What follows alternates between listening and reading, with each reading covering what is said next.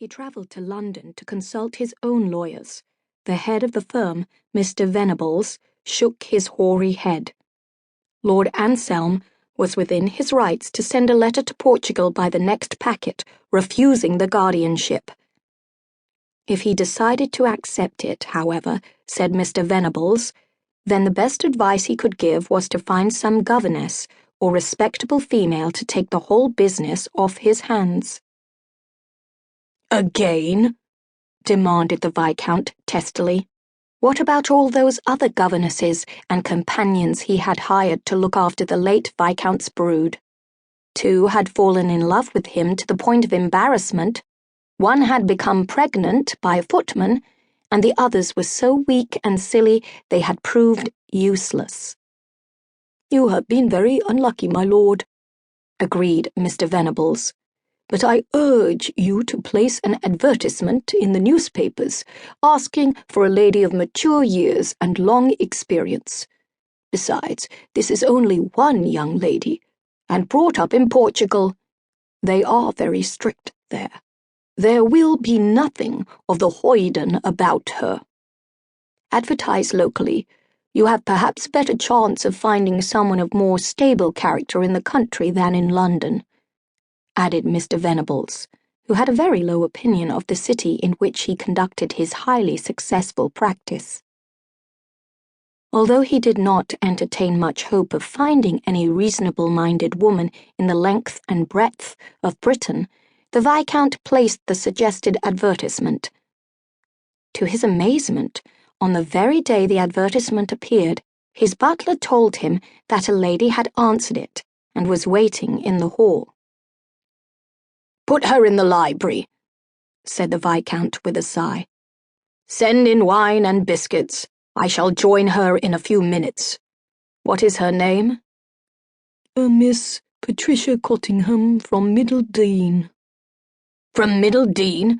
Do you know the family, Fairbairn?" Fairbairn, who was as old and hoary as Mr. Venables, shook his head. "Can't say I can bring them to mind, my lord." The Viscount made his way down the oaken staircase some 10 minutes later. He did not usually keep callers of any rank or description waiting, but then he was sure this Miss Cottingham would prove to be another faded, genteel, long-nosed antidote. What a gloomy place this is, he thought, not for the first time as the chill and bleakness of his home struck him afresh. It seemed as if he had never had any time to redecorate it, what with squiring young misses to balls and routs in London in the season, and taking them to fashionable spas and watering places out of it. He walked into the library and looked in surprise at the lady who was waiting for him. She was certainly not in the first flush of youth. He thought she might be only a couple of years younger than he was. But she was plainly and stylishly dressed in a simple grey gown covered with a blue pelisse. She had thick, fair hair under a neat straw bonnet. Her face was a calm oval, and she had well-spaced clear blue eyes. Her figure was shapely, and she held herself with an air. But it was not her looks that struck the Viscount so forcibly. It was the calm expression in her eyes, and the way she stood very still, waiting for him, without flustering or fussing.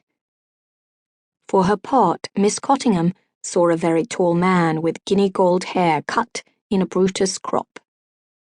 He was not dressed in any of the current extremes of fashion. His clothes were suitable for the country. He wore fawn leather breeches and top boots. A black riding coat, beautifully tailored, set off his strong shoulders and broad chest to advantage.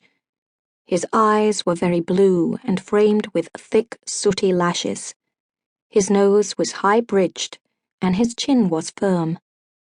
His eyelids were very heavy, which gave a strangely sensual, brooding look to a face that was otherwise rather severe. "Miss Cottingham?" She curtsied. "My lord." "Pray be seated. You came very promptly in answer to my advertisement."